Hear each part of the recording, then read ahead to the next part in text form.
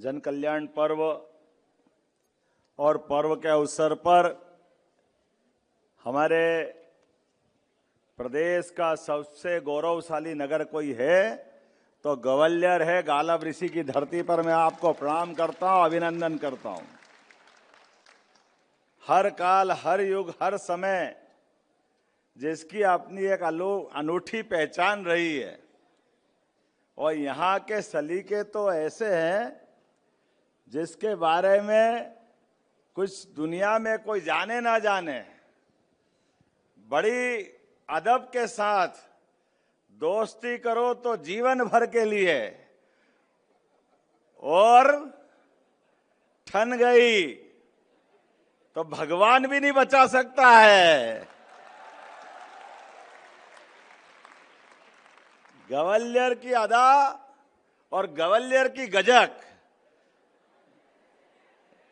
और क्या कौन से लड्डू, अटल जी भी क्या और जिसकी प्रशंसा करते थे, भागदरा के लड्डू। मैं तो ये समझ नहीं पाया, भागदरा गलत से हो गया होगा। ये भाग्यवान के लड्डू बोलना चाहिए, जिसके भाग्य में उसी को मिलेंगे।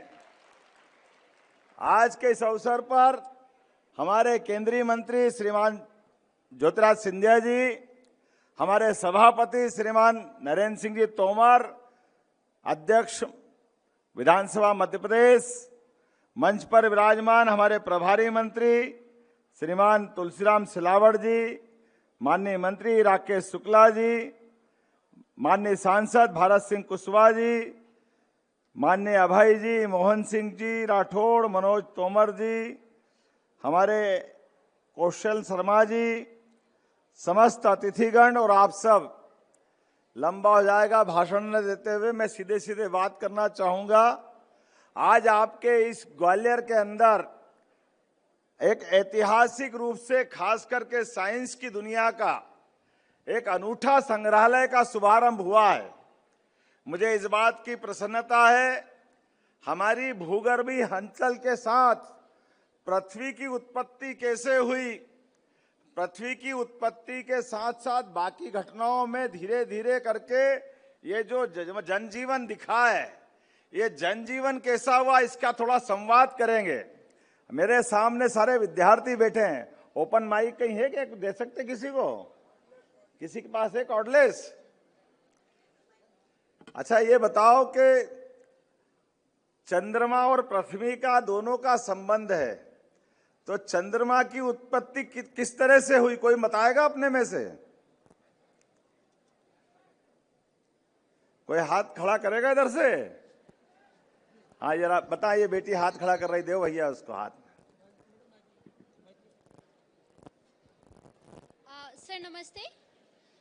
सर, चंद्रमा की उत्पत्ति पृथ्वी से मानी जाती है। जैसे ध्रुवीय बल के द्वारा मानी जाती है कि चंद्रमा जब ध्रुवों की ओर जाता है ना, तो पानी के गुरुत्वाकर्षण बल के कारण पृथ्वी का कुछ भाग टूटकर अलग हो गया है। इसीलिए चंद्रमा और पृथ्वी में समानता है, गुणों में भी और वहां पे जो भी प्राकृतिक रूप से पाया जाता है उसमें भी। ये तो अच्छी बात है, लेकिन आधा सत्य बेटा, आधा बाकी रह गया अभी। सर मैं माफी चाहती हूँ, लेकिन मुझे इतना ही। लेकिन जोरदार नाम बता दो, तुमने बहुत अच्छा उत्तर देने का प्रयास किया। सर मेरा नाम अंजलि रावत है, मैं साइंस कॉलेज की छात्रा हूँ, BSc 3rd ईयर। बहुत अच्छा, बहुत। अंजलि के लिए ताली बजाओ भाई। और कौन बताएगा चंद्रमा की उत्पत्ति? ज्यादा कठिन हो गया क्या? चलो मैं ही बता देता हूं। जब पृथ्वी हमारी अपनी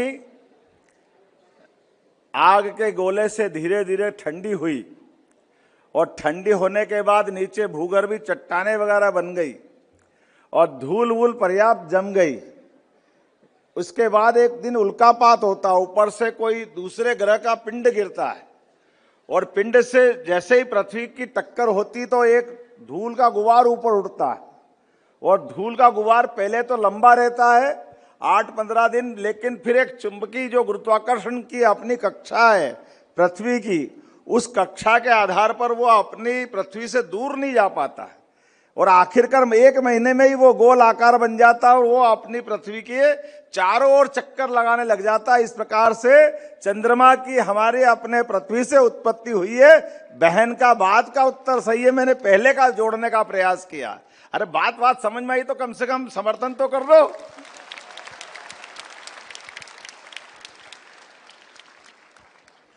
हमारे बीच में परमात्मा की दया से थोड़ा सा एक प्रश्न और पूछता हूं। कोई ने कहा कि मैं ग्रह नक्षत्र पे विश्वास नहीं करता, तो सरल उदाहरण से ग्रहों पे विश्वास, यहां जितने बैठे कोई ऐसा है कि जो ग्रह को नहीं मानता, तो वो कोई हाथ खड़ा करके बताए कि मैं ग्रहों का असर नहीं मानता हूं, ग्रहों की मेरे जीवन में कोई रोल नहीं है। थोड़ा सा कठिन है क्या? उल्टा बोल देता हूं, ग्रहों का अपने जीवन पे क्या असर आता है, ये खगोलीय घटना से जोड़ के नहीं बता रहा हूं, सीधे सीधे हमारे बीच फिजिक्स से जोड़ रहा हूं। अच्छा ये बताओ, हमारी घड़ी काहे से चलती है? काहे से चलती है? कौन कौन कह रहा सेल से? हाथ खड़े करो। मैं कह रहा आप सब फेल। अरे घड़ी का सिद्धांत काहे से चलता है ये बता दो। चलो हैं? क्या हुआ? अरे सुई से चल।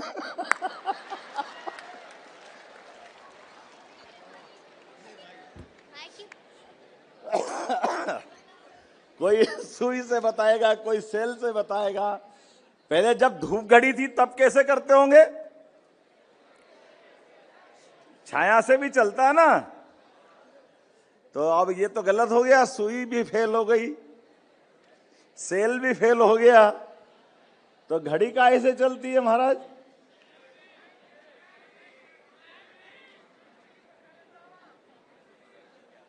ये देखो, ये बात किनारे आई हमारे लिए।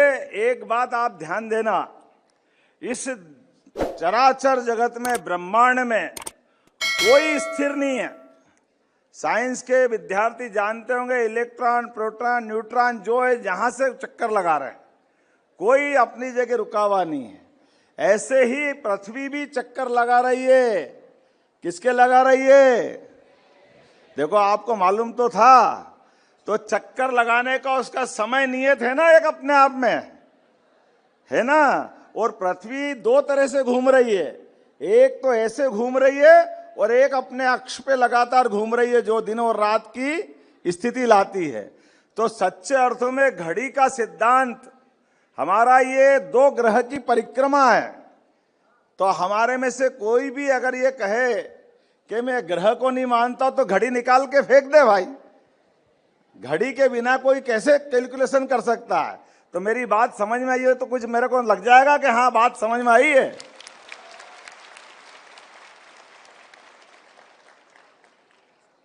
ये एक नहीं, ऐसी कई सारी बातें हमारे जानकारी में भी होना चाहिए।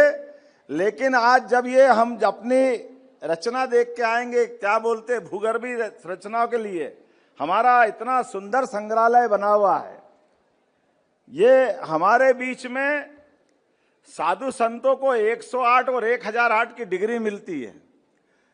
कोई बताएगा कि 108 की डिग्री क्यों मिलती है?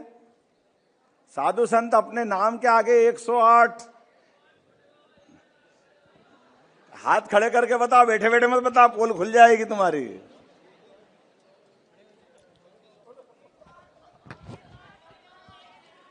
क्या हुआ?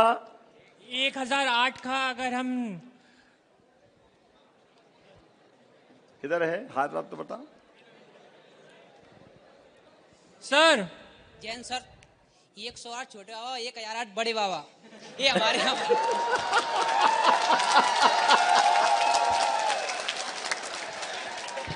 भारत माता की जय। 108 छोटे बाबा, 1008 बड़े बाबा, हो गया कल्याण। इससे बढ़िया कोई जवाब नहीं भाई।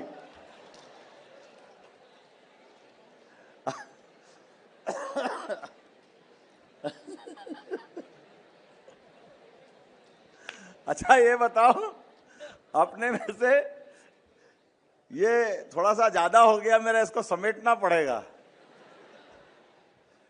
हमारे ग्रह कितने हैं? 9। पहले डिसाइड कर लो कितने। कोई 8 बोल रहा है, कोई 9 बोल रहा है। लेकिन चलो, आप ग्रह तो मालूम है। और राशि कितनी है? सर 12। हैं? 12। 12। और नक्षत्र कितने हैं? सर 9। सर किधर 9 है? तुम तो सही बताओ, सर 9 ही है। कहाँ हो? सर इधर, सर फर्स्ट रो में।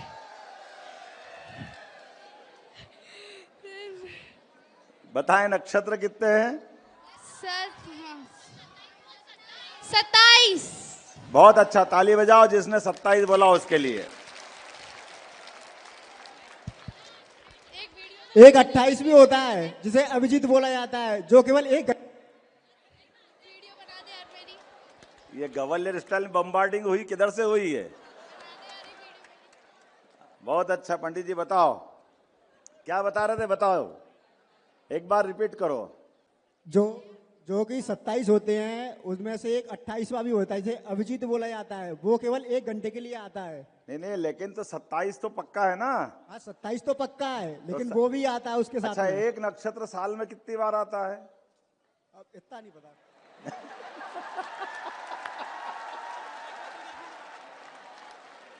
वो तो कोई बात नहीं, चलेगा। आपने आधा बोला, जोरदार ताली बजाओ इनके लिए भी। आपने, पंडित जी ने 27 तो किए, ये तो अच्छा हुआ। बाकी तो 27 भी नहीं बता रहे हैं। एक बार फिर जोरदार ताली बजाओ इनके लिए। अच्छा, ये 27 के बारे में बता देता हूं। एक नक्षत्र साल में 4 बार आता है।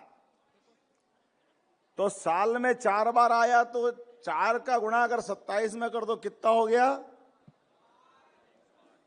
108। हमारी यूजी की पढ़ाई और पीजी की पढ़ाई, आप किसी में भी अपनी यूजी पीजी करो, लेकिन स्नातक और स्नातकोत्तर ही बोला जाता है ना। ऐसे हमारे साधु संत भी साधना जब करते हैं तो साधना के दरमियान उनने 1 साल का तप किया, अर्थात 1 साल में 4 बार नक्षत्र आएंगे, सभी 27, तो 108। और 1 साल से ज्यादा जो तप किया वो 1008। जोरदार आप ताली बजाकर इनकी बात की पूर्ति कर देते हैं। अब हमारे समय की गणना के लिए दुनिया भर में हर जगह समय की गणना का मूल बिंदु क्या है, कैसे करते हैं? ये मैंने इसलिए बात कही कि एक तो आपने भूगर्भीय बातों को समझने के लिए यहां इस संग्रहालय में जाओगे तो आपको सारी बात मालूम पड़ेगी। और ये मैं जो बात बता रहा हूं, ये समय की गणना के लिए हमारे पास इसी राज्य की पुरानी राजधानी उज्जैन, काल की गणना की नगरी, महाकाल का मतलब काल का, और काल मतलब समय, और समय की गिनती करने का तरीका ये प्राचीन ज्ञान विज्ञान है। और प्राचीन ज्ञान विज्ञान से आपकी जानकारी के लिए बता दूं, ये जो 12 राशि है हमारी, अभी थोड़ा कठिन हो जाएगा, मैं ही बता देता हूं। 12 राशि का भी एक पथ है। कौन है ज्योतिष का विद्यार्थी अपने में से? कोई है क्या ज्योतिष विद्यार्थी यहां? पंडित जी हाथ नहीं खड़े कर रहे हो।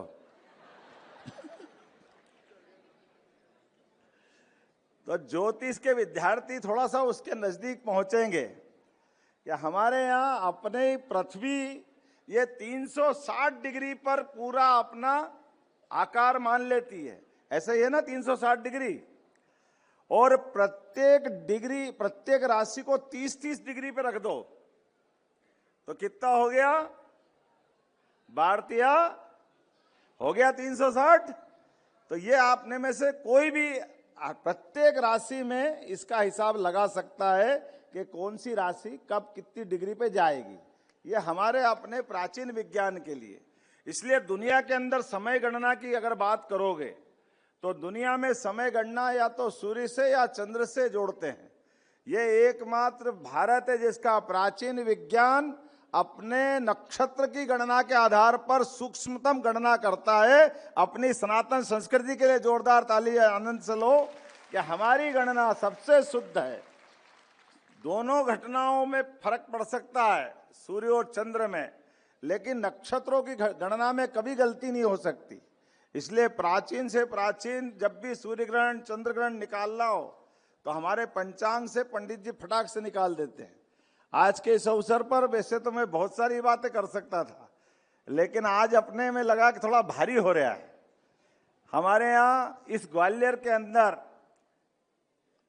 यशस्वी प्रधानमंत्री ने आज ये मान के चलो इस साल की पूरे देश के अंदर सबसे बड़ी सौगात क्या दी है, कोई बताएगा? मध्य प्रदेश के लिए सौगात मिली है, बताएं, कौन बता रहे? कुछ बोल रहे क्या गुजर साहब?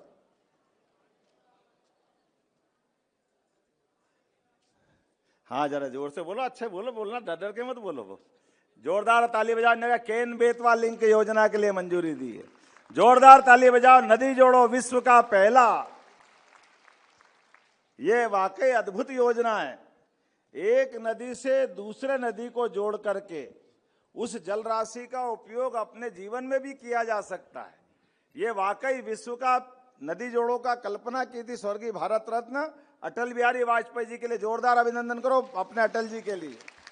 और ग्वालियर वाले तो और जोर से बजाओ, हमको मालूम है। मेरे को क्या मालूम, आप कह रहे हो यहाँ के, वो तो बजा ही नहीं रहे ताली। तो हमारे बीच में से ग्वालियर से संबंध आता है इस बात का।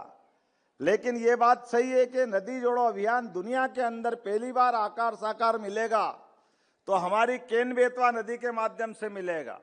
और एक और बड़ी योजना है जिसको बोलते पार्वती काली सिंध चंबल योजना, पीकेसी योजना।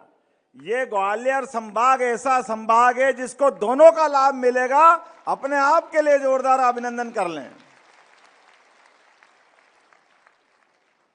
मित्रों, मैं ये बात आपके सामने इसलिए कह रहा हूं, आपकी आयु में और मंच पे बैठे हुए और सामने बैठे नीचे वाली लाइन के आयु में अंतर है।